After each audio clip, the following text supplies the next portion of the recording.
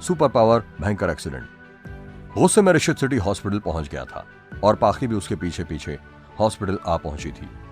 ऋषित जैसे ही main gate पर पहुंचा और गेट के अंदर घुसने वाला था कि उसे पीछे से किसी ने आवाज दी। ऋषित ने पलटकर देखा तो वो कोई और नहीं बल्कि उसकी पत्नी पाखी थी। दूर खड़ी पाखी को देखकर हैरान हो जाता है और वो तेजी से कहता है, तुम यहाँ पर क्या कर रही हो?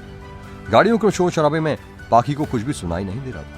वो बस अपने हाथ से इशारा करके ऋषित को अपनी तरफ बुलाती है। पाखी के काले रंग का एक छोटा सा बैग था। ऋषित रोड क्रॉस करके पाखी के पास जाता है, लेकिन वो बढ़ ही रहा था कि अचानक जैसे ही थोड़ी दूर पर बढ़ता है, उल्टी दिशा से आ रहा एक बेकाबू ट्रक जोर से पास में खड़ी सफेद रंग की खाली मर्सिडीज से भिड़ जाता है। भिड़ंत इतनी जोरदार होती है कि खुद को बचाने की कोशिश के बाद भी वो मर्सिडीज उछलकर रास्ते में 3 लोगों को घायल कर जाती है। उस टक्कर से ऋषित भी लगभग 3 से 4 फीट ऊपर हवा में आ जाता है और फिर जोर से नीचे आकर चेहरे के बल गिर जाता है। इतनी तेजी से नीचे गिरने पर ऋषित के सिर में भयंकर चोट लग जाती है। उसका पूरा शरीर लहूलुहान हो जाता है। लहूलुहान होते ऋषित बेसुध होकर जमीन पर ही लेट जाता है।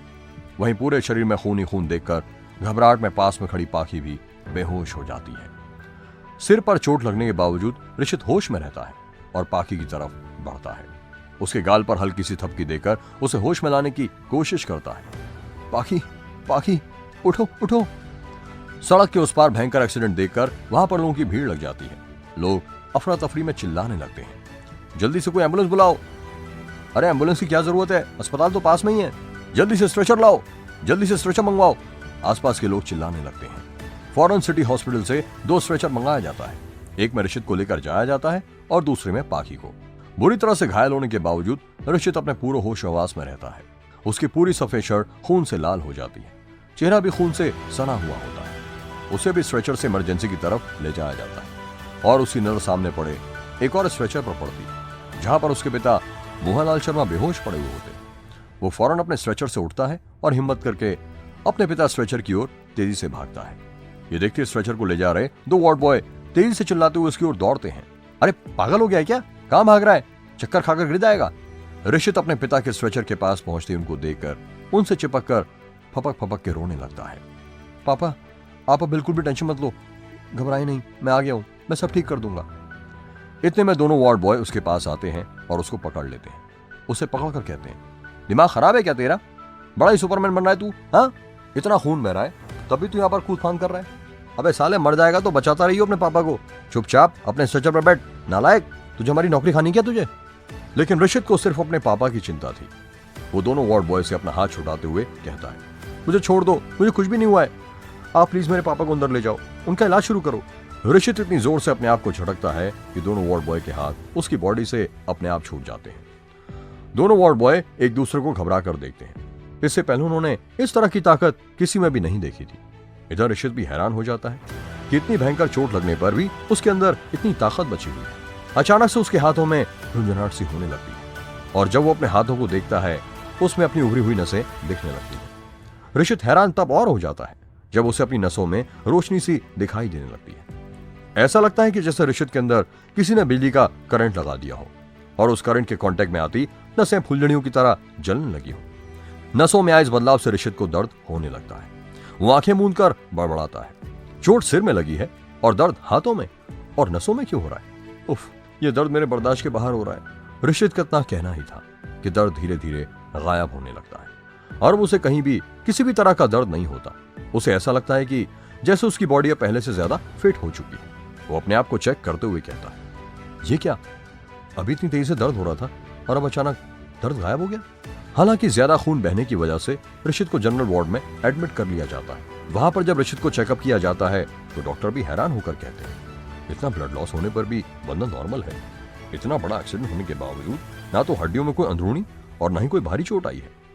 अपनी मेडिकल हिस्ट्री में ऐसा केस मैं पहली बार देख रहा हूँ। ऋषित को चेकअप करके उसे 1 घंटे के लिए ऑब्जर्वेशन में रखते हैं, जहां पर उसका हार्ट रेट और ब्लड प्रेशर नापा जाता है। ये सब नॉर्मल होने पर ऋषित को जाने दिया जाता है।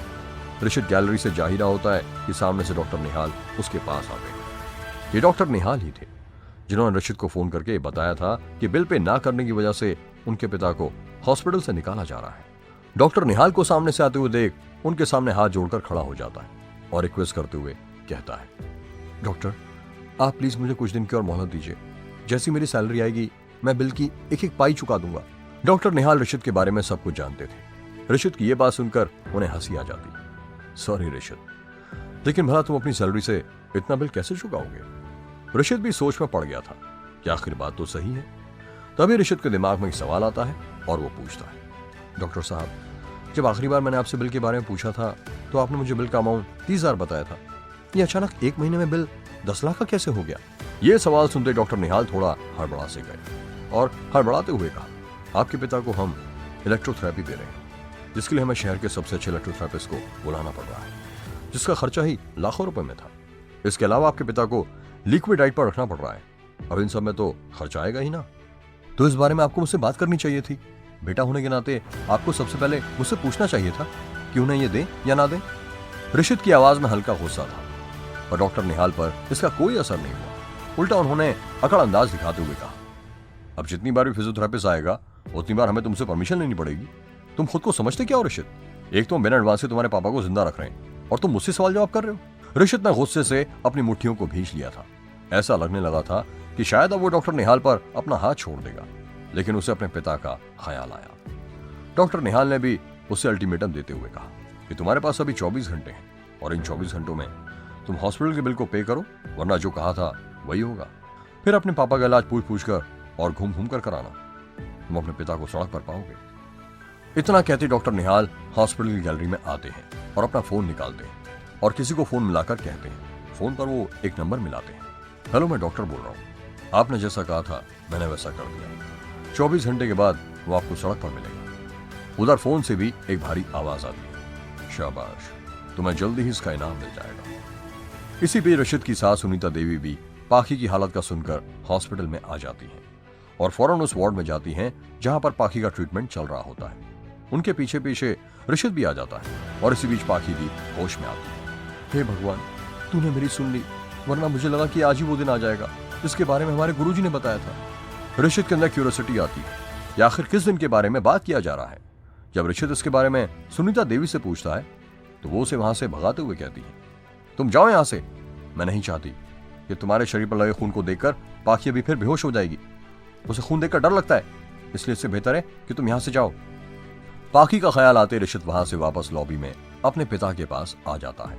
पिता को देखते ही वो अपने बचपन की यादों में खो जाता है कि किस तरह से उसके पिता ने उसकी परवरिश की थी। कभी कभी उसके पिता उसको कंधे पर उठाकर उसे स्कूल ले जाया करते थे और जब भी वह स्कूल से वापस आता था तो उसके पिता उसके लिए पहले से ही उसका पसंदीदा खाना रखे होते थे। अचानक से अपने पिता के किए गए बलिदानों को याद करके ऋषित की आंखों में आंसू आ गए थे। लेकिन अभी भी प्रॉब्लम जैसी की तैसी बनी हुई थी, क्योंकि अभी भी अपने पिता को हॉस्पिटल से ले जाने के लिए उसके पास 10 लाख रुपए का इंतजाम नहीं हो पाया था। ऋषित अभी अपने आप को संभाल ही रहा था कि तभी एक नर्स उसके पास एक बिल लेकर आती है। इस बिल पर ऑलरेडी पेड लिखा हुआ होता है। ऋषित इस बिल को देखकर हैरान हो जाता है। ऋषित की हैरानी तब और बढ़ जाती है जब इस बिल पर अमाउंट 9,000 रुपए लिखा हुआ आता है। यह बिल आज ही हुए एक्सीडेंट का बिल था। इस बिल में पाखी और ऋषित दोनों के ट्रीटमेंट का खर्चा था, जिसे पाखी ने पे कर दिया था। ऋषित के मन में एक बार यह ख्याल भी आया था कि काश ये बिल 10 लाख रुपए का होता और इसे भी पाखी ने पे कर दिया होता। और फिर वो खुद में बड़बड़ाया, ये मैं क्या सोचने लगा हूं? पैसे के चक्कर ने मुझे भी कितना मतलबी बना दिया है, और पाखी क्यों भरेगी पापा का बिल? ऋषित अपने अंदर की सोच को काबू करते हुए कहता है। ऋषित अभी अपने मन को समझा ही रहा था कि अचानक से एंट्री गेट पर शोर होने लगता है। ऋषित पलट कर देखता है तो वहां पर ग्रे कलर का सफारी सूट पहने 2 हट्टे कट्टे इंसान, जो लंबाई में तकरीबन 6 फुट के होंगे। उन्होंने काला चश्मा पहना हुआ था। वो तेजी से हॉस्पिटल की लॉबी में भाग रहे थे। ऐसा लग रहा था कि वो किसी वीआईपी पर्सन के गार्ड हो। ठीक उन दोनों के पीछे एक 30-31 साल की औरत अपने 5 साल के बच्चे को गोदी में लेकर रोते हुए लॉबी की तरफ भाग रही थी, और उस औरत के पीछे 2 और गार्ड थे जो उसी स्पीड से भाग रहे थे। Where is doctor, where is doctor? उस औरत ने चीखते हुए कहा, जल्द से जल्द डॉक्टर को बुलाओ, वरना मैं इस हॉस्पिटल की ईंट सीट बजा दूंगी। शोरगुल सुनते ही वहां पर भीड़ इकट्ठा हो जाती है और भीड़ को चीरते हुए डॉक्टर की एक टीम उस औरत की तरफ भाग कर आती है। वो औरत कोई और नहीं होती बल्कि सुनैना तलवार थी, जो सिटी हॉस्पिटल की सबसे बड़ी शेयर होल्डर में से एक होती है। सुनैना का 5 साल का बच्चा ध्रुव 2nd फ्लोर से गिरने के कारण जख्मी हो जाता है और गिरने की वजह से उसे काफी चोट लग जाती है। डॉक्टरों की टीम वहीं ऑन द स्पॉट ध्रुव का चेकअप करती है, लेकिन कुछ कह नहीं पाती। लेकिन इसके उलट जैसे ऋषित की नजर उस बच्चे पर पड़ती है, ऋषित को मनी मन पता चल जाता है कि अंदाजा लग गया कि उस बच्चे को चोट कहां कहां पर लगी है। ऋषित धीरे धीरे बुदबुदाते हुए कहता है, इस बच्चे का दिमाग अंदर से फट गया है, इसकी दाईं बाजू डिसलोकेट हो चुकी है, इसकी स्प्लीन भी अंदर से बुरी तरह कट चुकी है। ये तभी बच पाएगा जब इसकी सर्जरी तुरंत की जाएगी। इधर सुनैना का ढांढस बंधाती हुई डॉक्टरों की टीम कहती है, हौसला रखिए, हम अभी बच्चे की डिटेल एग्जामिनेशन करते हैं, उसके बाद ही बता पाएंगे कि बच्चे को कहां कहां पर चोट लगी है। अरे इतने में तो बच्चे की जान चली जाएगी। यह आवाज भीड़ के पीछे से आती है और यह आवाज किसी और की नहीं होती बल्कि ऋषित की होती है। ऋषित धीरे धीरे आगे बढ़ता जाता है और भीड़ भी ऋषित को जगह देती हुई हटती रहती है। ऋषित अब बिल्कुल डॉक्टर और बच्चे के करीब आ जाता है। करीब से बच्चे पर नजर दौड़ाते हुए कहता है, बच्चे की हालत काफी गंभीर है और जब तक आपकी डिटेल एग्जामिनेशन रिपोर्ट आएगी तब तक बच्चे अपनी आखिरी सांस ले रहा होगा। अगर अभी इसकी फौरन सर्जरी नहीं की गई तो उसकी जान बच नहीं पाएगी। डॉक्टर की इस टीम में डॉक्टर निहाल भी होते हैं और ऋषित को देखते हुए कहते हैं, ओ शट अप, तुम डॉक्टर हो क्या? इतना ही आइडिया है तो जाओ। थोड़ी देर पहले तो तुम एक कंस्ट्रक्शन साइट पर काम करने वाले सुपरवाइजर थे। यहां हम सबका वक्त बर्बाद ना करो, जाओ पहले अपने पिता को बचाने का इंतजाम करो। लेकिन पता नहीं ऋषित को कुछ तो हुआ था। भीड़ में अपनी बेइज्जती के बाद भी उसने डॉक्टर निहाल की बातों को नजरअंदाज करते हुए सुनैना की तरफ देखते हुए कहा, मैडम आप मेरी बात मानिए, मैं झूठ नहीं बोल रहा। अगर अभी इस बच्चे की सर्जरी नहीं हुई तो आप इसे हमेशा के लिए खो देंगी। Please try to understand. Rishit को लगा कि सुनैना बातों को समझेगी, लेकिन वो तो उल्टा चिल्लाते हुए बोली कि बातें सुनकर सुनैना का पारा चढ़ गया था। कौन है पागल आदमी, बाहर निकालो इसे, जो कुछ भी बके जा रहा है। मैडम आप इस सिरफिरे की बात पर ध्यान ना दो। अगर इतना ही बड़ा ज्ञानी होता तो सबसे पहले कोमा में पड़े अपने पिता को ठीक करता। डॉक्टर निहाल ने सुनैना को भड़काते हुए कहा, ऐसे लोगों को हॉस्पिटल के अंदर घुसने क्यों देते हो? सुनैना ने गुस्से में कहा और अपने बॉडीगार्ड को आंखों से ही इशारा किया। फौरन 2 बॉडीगार्ड आते और ऋषित की कॉलर पकड़कर उसे एग्जिट गेट के पास फेंक देते हैं। जबकि डॉक्टर निहाल के कहने पर हॉस्पिटल के सिक्योरिटी गार्ड ऋषित के पिता के स्ट्रेचर को ऋषित के पास एग्जिट गेट के पास रख देते हैं। ऋषित फिर से अपने पिता के बेजान पड़े शरीर की ओर देखता है और हल्के से बुदबुदाता है। सिर में खून की क्लॉटिंग हो गई थी, दिमाग में खून की सप्लाई रुक गई थी, लगातार गलत दवाई दी गई थी जिसका असर दिमाग पर पड़ा और कोमा में चले गए। फिर वो अपने पिता के हाथों को कसकर पकड़ता है और उसकी आंखें एकदम लाल हो जाती हैं। चेहरे पर पसीने आ जाते हैं, लेकिन पिता का शरीर जस का तस बना रहता है। ऋषित दोबारा अपनी आंखें बंद करता है और इस बार अपनी आंखें ऊपर कर लेता है। ऋषित का पूरा जिस्म पसीने से तरबतर हो जाता है, लेकिन अभी भी पिता के शरीर में कोई हरकत नहीं होती है। आखिर क्या हो रहा था ऋषित के साथ?